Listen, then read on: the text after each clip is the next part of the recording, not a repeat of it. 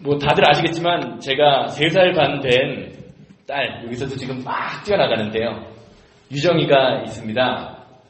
그런데 이 유정이와 이야기를 하다 보면 가끔 참 재미있는 말을 할 때가 있어요. 그 중에 하나가 여러분도 아마 들어보셨는지 모르겠지만 이런 말을 해요. 말을 하다가 내가 어렸을 때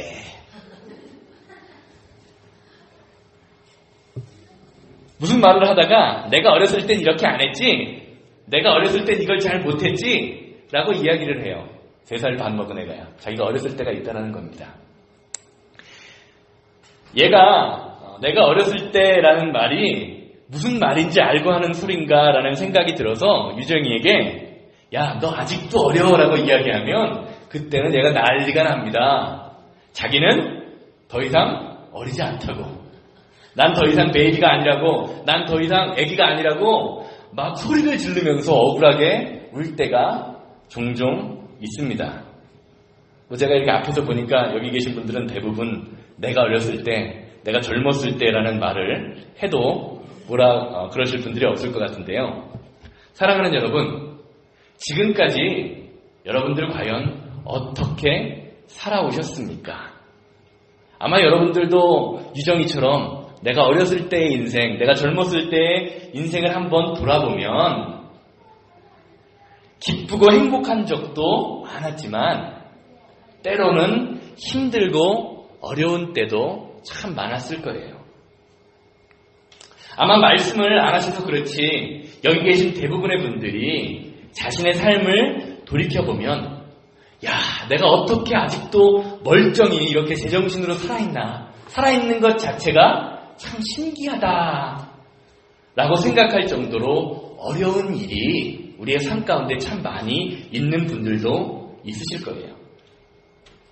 사람들에게 보여지는 지금의 겉모습은 참 번듯해 보이지만 저와 여러분들의 내면의 삶은 아마 사람들이 전혀 상상할 수 없을 정도로 힘들었던 일이 저와 여러분들의 삶에 아마 있었을 수도 있어요. 아니, 지금도 겉모습은 번듯해 보이지만 지금은 속이 썩어 문드러져가는 아픔과 힘든 고통 때문에 고통당하시는 분들도 아마 있을 겁니다. 더군다나 어느 누구에게도 털어놓을 수 없는 아픔과 억울함, 슬픔을 생각하면요. 길게 살면 한 7, 80년이라 그러는데 70년, 80년 인생 살아가는 것이 참 쉬운 일은 아니다라는 생각이 들 때가 종종 있을 거예요. 아, 정말 사는 게 힘들구나 라고 마음속에 피눈물 날 때가 얼마나 많이 있었습니까? 또 지금은 괜찮지만 저와 여러분들의 삶이 내일 모레 한 달 후, 1년 후에 어떤 일, 어떤 힘든 어려움과 고통이 닥칠지 아무도 모릅니다. 어려움이, 고통이, 고난이, 질병이 야, 나 내일 올 거니까 준비하고 있어 라는 노티스, 지금 그런 예고하고 오는 것이 아니기 때문에 지금은 편안하다, 행복하다 할지라도 이 평안함과 행복함이 영원히 갈 것이라는 보장은 저와 여러분들에게 아무도 없습니다. 어쩌면 우리 삶에 드러그 프리 참 원하잖아요. 약 안 먹고 사는 것 원하지 않습니까? 드러그 프리라는 말은 가능할 수 있어도 페인 프리 혹은 프로블럼 프리라는 말은 가능하지 않은 것 같아요. 고난과 고통이 있는 것이 인생이라는 생각이 듭니다. 살다가 고난과 고통이 닥치면 흔히 우리는 무엇이라고 얘기합니까? Why me? 왜 나한테 이런 일이 생깁니까? 라고 하나님께 대들듯이 따지듯이 물을 때가 있습니다. 왜 하필이면 내가 이런 나쁜 사람을 만나게 되었을까? 그토록 건강에 힘쓰고 약도 챙겨 먹었는데 왜 나에게 이런 크나큰 질병이 찾아와서 고통을 당하는가? 난 잘못한 것도 하나도 없는데 왜 날벼락을 맞게 되는 거야? 나보다 노력도 안 하고 더 똑똑하지도 못한 사람들이 왜 나보다 더 잘 사는 거야? 나는 이렇게 죽어라 노력하는데 이 모양 이 꼴밖에 안 될까? 여러분의 삶에 힘든 일이 닥칠 때, 어려움이 있을 때 이런 질문 스스로에게, 아니 하나님께 한번 해보지 않으셨나요? 우리는 우리의 삶의 고난과 고통을 닥치게 되면요, 스스로에게 이런 질문을 던져요. 세상에는 왜 고통이 있을까? 왜 병들어야 하나? 왜 늙어야 하나? 왜 죽어야 하나? 산다는 것은 무엇이며 죽음이라는 것은 무엇일까? 에 관해서 예전보다, 고난당하기 전보다 더 진지하게 생각하게 됩니다. 건강하고 평안해서 배가 부를 때는 어떻습니까? 우리의 정신 상태가 몽롱해져서 어때요? 좀 더 잘 생각, 좀 더 많이 갖고 싶은 생각, 좀 더 먹을 생각, 좀 더 쉴 생각을 하게 돼요. 그게 우리의 인생입니다. 평안하면 그런 생각을 해요. 그렇지만 고독하고 억울하고 병들고 실패하고 낙심하게 되면 어떻습니까? 그땐 정신이 살아나죠. 우리의 생각은 더 깊어지고 스스로에게, 그리고 이 세상을 바라보면서 좀 더 본질적인 질문을 하게 되는 것이 사람이에요. 자, 그렇다면 제가 앞에서 말씀드린 질문, 세상에는 왜 고통이 있는가? 왜 병들어야 되는가? 왜 늙고 죽어야 하는가? 이런 질문에 대해서 성경은 과연 무엇이라고 말하고 있을까요? 저는 오늘 본문 말씀인 요한복음 9장 말씀을 보면서 고통 가운데 살 수밖에 없는 인간을 향해서 하나님이 원하시는 삶은 과연 무엇인지에 관해서 살펴보고자 합니다. 오늘 본문 말씀 1절 말씀 한번 보시기 바랍니다. 예수께서 길을 가실 때에 태어날 때부터 맹인된 사람을 보신지라. 오늘 본문 말씀의 시작은요, 예수님이 길을 가실 때에 태어나면서부터 장님인 사람을 보셨다라는 말로 시작합니다. 한번 생각해 보시기 바랍니다. 태어날 때부터 눈이 안 보여서 세상을 한 번도 본 적도 없고, 사랑하는 부모와 사랑하는 형제의 얼굴을 한 번도 본 적이 없는 이 사람, 그의 삶이 얼마나 억울하고 슬펐을까요? 얼마나 불행했겠습니까? 태어나면서부터 그랬다는 것은 뭐예요? 자기가 어떠한 실수나 사고, 물리적으로 자기가 실수나 사고해서 고통을 당한 것이 아니라 그냥 나면서부터 그런 거예요. 자기 잘못도 없이 평생을 앞을 못 보며 고통당하는 이 사람, 얼마나 억울하겠습니까? 그런데 그를 더 힘들게 만드는 것은요, 그의 고통을 바라보는 주변 사람들의 태도예요.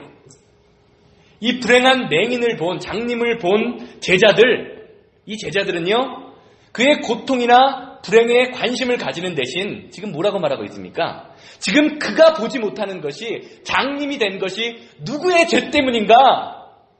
이것에 먼저 관심을 가지고 있어요. 2절 말씀 한번 보시기 바랍니다. 제자들이 물어 이르되 랍비여, 선생님이여, 이 사람이 맹인으로 태어난 것이 누구의 죄로 인함입니까? 자기 자신입니까? 아니면 그의 부모 때문입니까? 라고 이야기해요. 지금 이 장님은요, 태어나면서부터 앞도 못 보고 힘들고 얼마나 억울한 삶을 살고 있는데, 예수님의 제자라는 사람들이 이 사람을 보고 그의 고통이나 불행, 이것에는 전혀 관심을 가지는 대신에 뭐라고 그러고 있어요? 이 사람이 누구의 죄 때문에 이렇게 되었나라고 말하면서 사람을 정죄하는 데 관심을 갖고 있어요. 사랑하는 여러분, 우리가요, 상대방의 고난이나 고통에 관심을 가질 수 없다면, 불쌍한 마음이 들지 않는다면요, 차라리 침묵하는 것이 더 나을 때가 있습니다.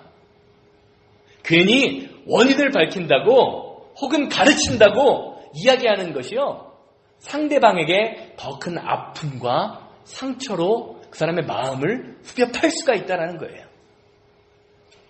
뭐 제가 예전에도 성경 공부 시간에도 말씀드리고 설교 시간에도 한두 번 언급한 것 같은데 저희 장모님께서 20년 딱 되셨네요. 올해로 20년 되셨는데 20년 전에 목회를 하시다가 강화 만산이라는 곳에서 기도원에서 목회를 하시다가 화상을 입으셨어요. 전신 75% 3도 화상을 입으셨습니다. 뭐 원래는 의사들은 그냥 바로 그날 돌아가신다 그랬는데 지금까지 하나님의 은혜로 살아계시는데 장모님이 온몸에 화상을 입고 의식불명 상태로 4개월 이상을 중환자실에 계셨습니다. 그때 저희 장인어른과 제 아내와 그리고 저 2명의 처제들 아마 자기들이 겪은 그 마음의 고통과 상처는요 아마 말할 수 없을 정도로 컸을 거예요. 그런데 이 아내의 식구들을 더 마음 아프게 한 거는요 그 사고가 난 그 사고가 아니라 주변 사람들의 반응이었대요. 어느 날 장인어른이 잘 아시는 친구 목사님이 병원에 방문으로 오셔서 인사를 하시고 이제 저희 장인어른께서 음료수라도 가져다 드리려고 잠깐 밖에 나가 들어오시는데 그 손님이 저희 아버님이 바로 앞에 있는지를 모르고 이런 말씀을 하셨대요. 목사와 사모가 하나님께 얼마나 큰 죄를 지었길래 하나님이 이렇게 큰 벌을 주셨을까? 그 말씀을 들으신 거예요. 나중에 다 장모님이 회복되시고 난 이후에 저희 아버님이 하시는 말씀이 사랑하는 아내가 불에 타 화상을 입고 누워있는 그것 자체도 힘들었지만 죽을지 살지도 모르는 사람을 바라보며 죄를 지어서 하나님이 벌을 주셨다라고 이야기하는 주변 사람들의 시선이 더 힘들었었다라고 이야기하시는 것을 들은 적이 있어요. 사랑하는 여러분, 혹시 여러분이 고통당할 때 아니면 주변 사람들이 어려움에 빠질 때 여러분들도 종종 그런 생각을 해보지 않으셨습니까? 도대체 내가 무슨 죄를 지어서 아니면 저 사람이 무슨 큰 잘못을 했길래 저런 큰 벌을 받을까? 내가 얼마나 죄를 지었길래 하나님이 나에게 이런 벌을 주실까? 많은 사람들, 심지어 그리스도인들조차도요, 우리의 고난이 내가 저지른 아니면 부모의 죄 때문이라고 생각합니다. 원인과 결과가 있다는 인과응보의 법칙처럼 저렇게 고통을 당하는 것, 고난을 당하는 것, 질병을 당하는 것 다 무슨 이유가 있다는 거예요. 그런데 한번 생각해 보세요. 그렇게 생각하고 있는 사람들 마음속에 어떤 마음이 있는 겁니까? 나 자신은 그렇게 되지 않은 것은 나는 저 사람보다 조금 더 의롭기 때문이다라는 교만한 마음이 마음속에 있는 것은 아닐까요? 그런데 지금 우리가 이렇게 생각하는 것처럼요, 예수님 당시의 이스라엘 사람들도 우리가 살면서 겪게 되는 고난, 가난, 그리고 질병이 우리의 죄 때문에 온다라고 생각을 했어요. 그렇게 가르쳤어요. 반대로 의롭게 사는 사람은 모든 일에 형통하고 하나님의 복이 임한다라고 믿었습니다. 그래서 당시 성경을 보면요, 우리가 성경을 보면 알 수 있잖아요. 문둥병자 그리고 가난한 사람들을 불쌍히 여기기보다 그 사람들 마음속에 어떤 생각이 있었냐면, 저 사람이 얼마나 큰 죄를 지었길래 저렇게 가난할까? 저 사람이 얼마나 하나님 앞에 저주를 받았기에 문둥병이 걸렸을까라고 생각하면서 저주받은 사람 취급을 했습니다. 이와 마찬가지로 가난한 것도 죄의 결과라고 생각했어요. 그런데 이런 관점에서 세상을 바라보면 어떻습니까? 이런 마음이 우리의 생각 속에 있으면 이런 생각이 들어요. 세상의 부자들은 다 의로운 사람이고 병들고 고통당하고 가난한 사람들은 다 죄인이다라는 그런 논리가 성립되게 됩니다.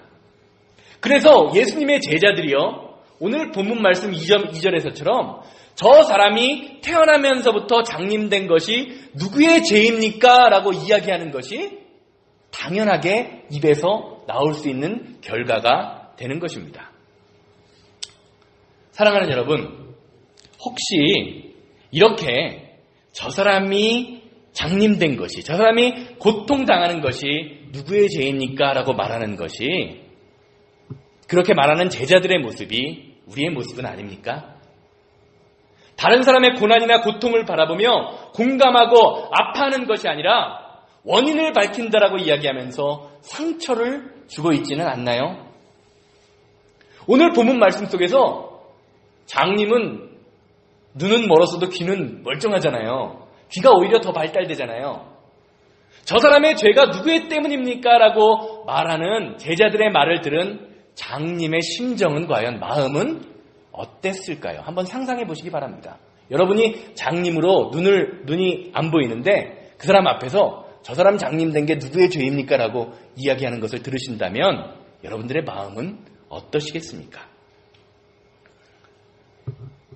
혹시 제자들이 차라리 그냥 아무 말 하지 않고 공감할 수 없다면, 그 사람의 아픔에 공감할 수 없다면 아무 말 하지 않고 지나가는 편이 더 낫지 않았을까요? 그런데 예수님께서는 저 사람 혹은 저 사람 부모의 죄 때문일 거야 라는 생각으로 저주의 눈으로 가득 찬 제자들을 바라보시면서 그렇게 맹인의 마음을 아프게 하는 제자들의 질문에 이렇게 대답하십니다. 3절 말씀 보시기 바랍니다. 예수께서 대답하시되 이 사람이나 그의 부모의 죄로 인한 것이 아니라 그에게서 하나님이 하시는 일을 나타내고자 하심이니라. 우리가 당하는 고통, 그리고 그 맹인이 당하는 그 장님이 된 고통에 무엇인가 하나님의 뜻이 있다라는 거예요. 예수님의 이 말씀을 보면서 우리가 착각하지 말아야 할 것이 한 가지 있습니다. 그것은 오늘 본문에 나오는 장님이나 그의 부모에게 죄가 하나도 없다라는 뜻이 아니에요. 단지 소경된 사건, 눈이 장님이 된 사건이 꼭 죄 때문은 아니다라고 해석을 해야 돼요.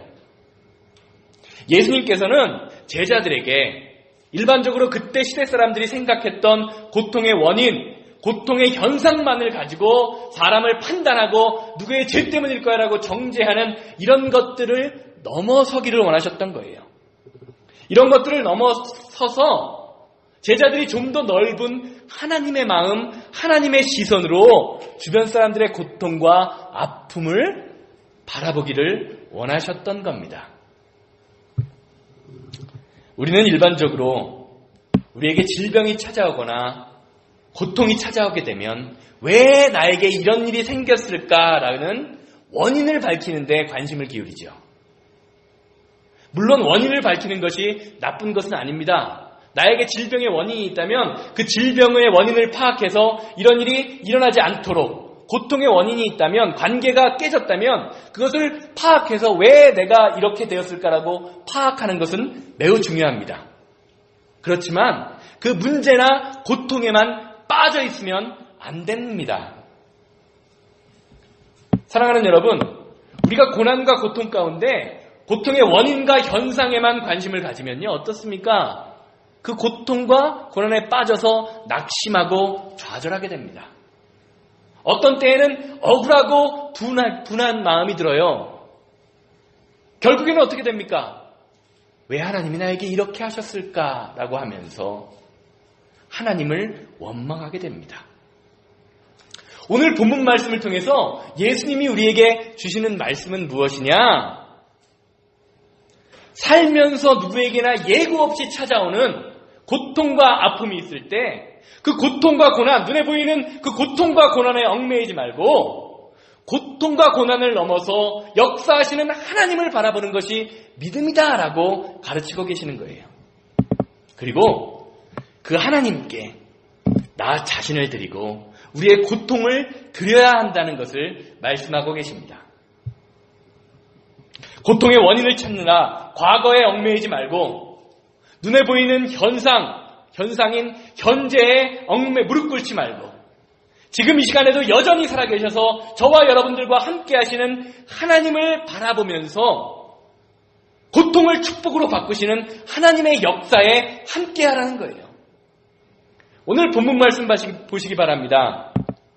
오늘 본문 말씀에 나오는 이 장님은요, 태어나면서부터 장님된 사람이에요. 당시 이스라엘 백성들이 생각하는 관점으로 보면 예수님 시대에 살던 사람 가운데 가장 불쌍하고 가장 불행하고 가장 멸시받고 가장 죄인이라고 생각했던 사람 중에 하나였지만 그가 길거리에 지나가던 예수님을 만났을 때 어떻게 되었습니까? 예수님을 만남으로 그는 하나님의 역사를 이루는 도구로 쓰임받게 되었습니다. 하나님의 일을 나타내는 도구로 쓰임받게 되었습니다. 가장 저주받았다고 생각했던 사람, 가장 고난받았다고 생각했던 사람이 하나님의 도구로 쓰였다면 과연 우리는 어떻게 될 수 있을까요? 나는 지금 어려운 가운데 있지만, 나는 지금 질병 가운데 있지만 예수님만 만나게 되면 저와 여러분들을 통해서도 하나님이 역사하시는 도구가 될 수 있지 않겠습니까? 사랑하는 여러분, 어떠한 고난 가운데 있더라도 낙심하지 않기를 소망합니다. 절망하지 않기를 소망합니다. 오히려 지금 내가 당하고 있는 이 모든 악조건들이 하나님이 나를 통해서 일하시는 도구가 될 수 있음을 기억하시기 바랍니다. 믿으시길 바랍니다.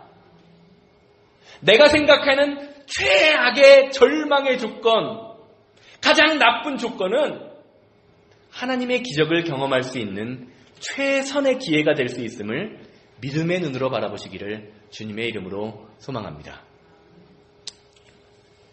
앞에서 말씀드린 것처럼요, 우리에게 드러그 프리는 있을지 몰라도 페인 프리 혹은 프로블럼 프리는 없습니다.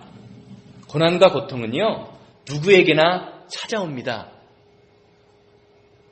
맨날 교회에서 사는 목사에게도 오고요, 돈이 많은 부자에게도 옵니다. 건강한 사람에게도 오고요, 연약한 사람에게도 옵니다. 그렇다면 과연 이 세상에 고통당하는 사람들이 이렇게 많은데 과연 하나님은 어떤 사람을 사용하실까요? 오늘 말씀의 기준으로 본다면 예수님 당시에 고난과 고통당하는 사람도 많았을 것이고 눈먼 소경도 많았을 것인데 왜 이 소경만 특별하게 쓰임을 받았을까요? 6절, 7절 말씀 보시기 바랍니다. 뭐라고 나와 있습니까? 땅에 침을 뱉어 진흙을 이겨 그의 눈에 바르시고 이르시되 실로암 못에 가서 씻으라 하시니 이에 가서 씻고 밝은 눈으로 왔더라. 오늘 본문 말씀은요, 예수님의 말씀에 순종할 때 능력이 나타나고 그 말씀에 순종하는 사람이 하나님의 일에 쓰임받게 된다라는 것을 말하고 있습니다. 그런데 한번 잘 본문 말씀 처음부터 끝까지 시간 되시면 생각하시면서 읽어보시기 바랍니다. 오늘 본문 말씀에 나오는 순종이라는 의미가요, 내 생각이나 내 감정에 의해서 이해될 만한 명령에 대한 순종이 아니에요. 오늘 말씀 한번 생각해 보시기 바랍니다. 아무리 장님의 눈이지만 땅에 침을 뱉어서 그 침으로 만든 진흙을 눈에 바른다는 것이 어떻습니까? 더럽지 않습니까? 또 물에 씻으라는 명령은 또 얼마나 엉뚱하게 느껴집니까? 아니, 지금 예수님이 이 장님의 눈이 보이지 않는다고 사람을 놀리는 것도 아니고, 아니 그냥 처음부터 눈을 더럽게 만들지 않으면 됐을 텐데 멀쩡한 사람 눈을 침을 뱉은 진흙으로 더럽게 만들고 그렇게 어떻게 해요? 이제는 물로 씻으라고 해요. 아니 그냥 물도 아니고 어딘지도 모르는 실로암이라는 물에 가서 씻으라는 거예요. 장님이 그 물에 가려면 어떻게 해요? 또 물어물어 찾아가야 되잖아요. 다른 기적의 장면들 많이 보세요. 다른 기적의 장면들은요, 그냥 말로 네가 깨끗해지었다 그러면 막 병도 낫고, 가라 그러면 가는 순간에 낫고 그러는데, 이 사람은요 어떻게 합니까? 상식적이지도 않고 말도 안 되는 것을 시키고 있어요. 여러분들이라면 과연 어떻게 하셨겠습니까? 이 장님이라면.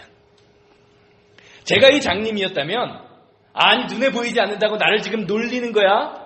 예수라는 사람이 말도 안 되고 상식적이지 않는 행동을 한다고 화를 냈을 것 같아요. 그렇지만 오늘 본문에 나오는 장님은 어떻겠습니까? 순종했습니다. 그 자신도 아마 전혀 이해할 수 없는 말도 안 되는 것 같은 명령이었지만 예수님의 말씀에 순종했습니다. 그리고 말도 안 되는 것 같은 그 말씀에 순종했을 때 눈이 뜨이는 눈이 밝아졌다. 눈이 뜨이는 기적을 경험했습니다. 사랑하는 여러분, 순종이 기적을 경험하게 만듭니다.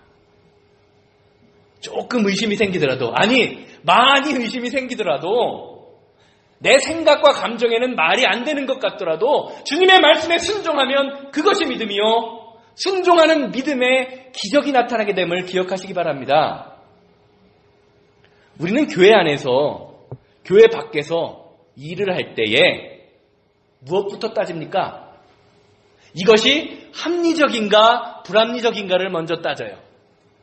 성공할지 실패할지부터 점검합니다.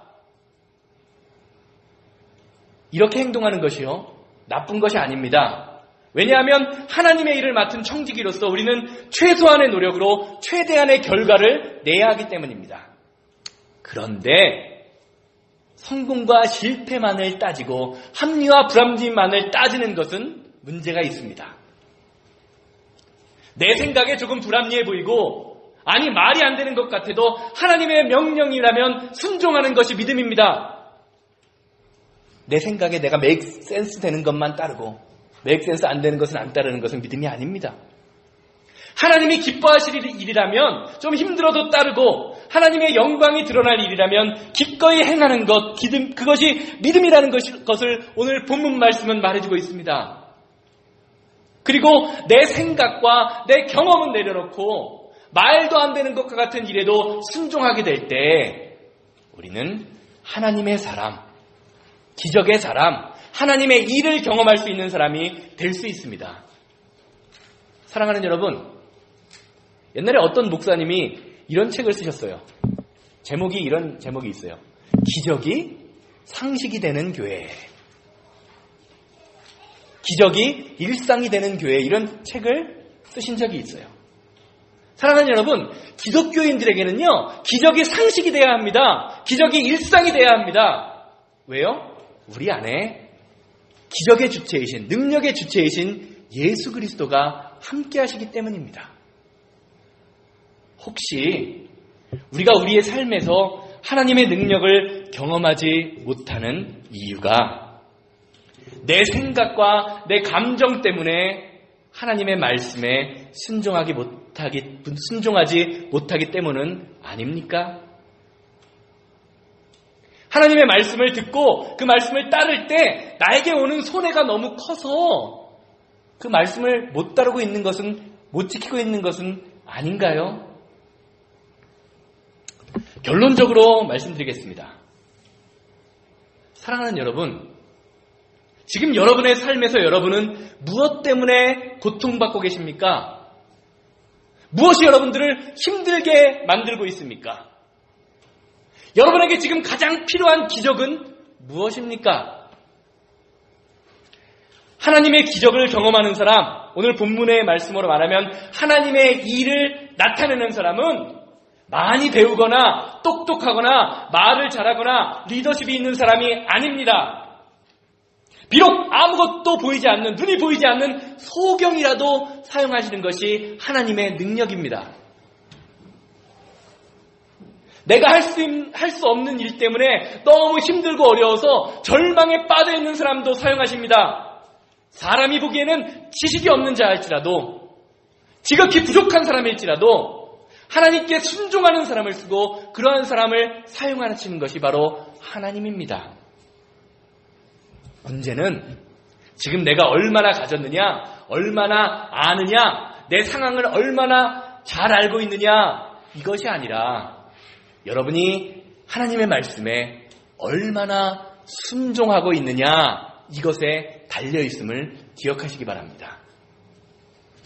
그리고 하나님이 함께 하시는 사람은요, 우리 안에 있는 예수 그리스도를 통해서 예수님의 능력과 지혜를 갖게 됩니다.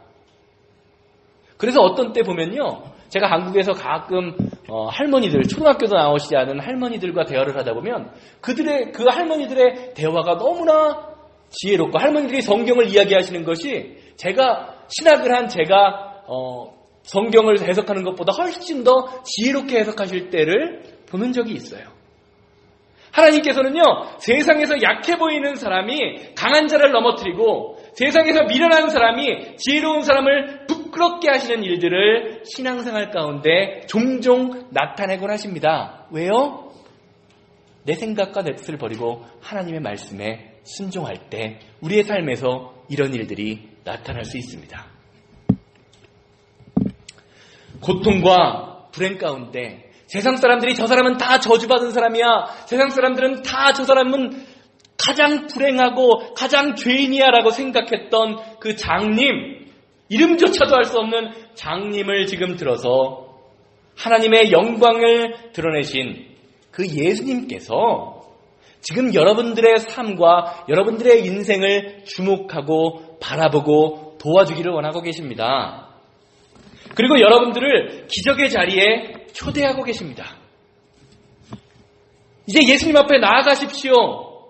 내 경험과 내 판단으로는 조금 말이 안 되는 것 같아도, 내가 예수님을 따라보면 손해를 보는 것이 당연한 것처럼 보여도, 성경을 통해서, 그리고 여러분들의 그 마음속에 있는 내면을 통해서 여러분들의 마음속에 말씀하시는 예수님의 말씀에 순종하는 여러분들 되기를 주님의 이름으로 소망합니다. 문제가 생길 때, 어려움이 닥칠 때, 나는 힘들다, 난 어렵다, 내가 하나님의 말씀을 따르면 손해야 라는 생각으로 말씀으로부터 멀어지면 어떻게 됩니까? 우리의 인생은요, 문제와 고통이 여러분들의 영혼과 여러분들의 자아를 삼켜버립니다. 문제 때문에 우울증에 걸려요. 문제 때문에 사람과의 관계가 깨져요. 우리 안에 있는 스트레스 때문에 질병에 걸립니다. 그러나 힘들어도, 어려워도, 괴로워도, 섭섭해도, 조금 억울해도 하나님 앞에 나아오기만 하면, 그리고 그 말씀에 순종하기만 하면 여러분들의 삶에서 세상이 줄 수도 없는 평화, 세상이 줄 수도 없는 기쁨을 맛보게 될 것입니다. 치유와 회복의 능력이 순종을 통해서 여러분들의 삶에 나타나게 될 것입니다. 이것이 오늘 본문 말씀을 통해서 고통 가운데 살아갈 수밖에 없는 저와 여러분들을 향하신 하나님의 거룩한 위로요, 신실하신 약속임을 믿으시기를 주님의 이름으로 소망합니다.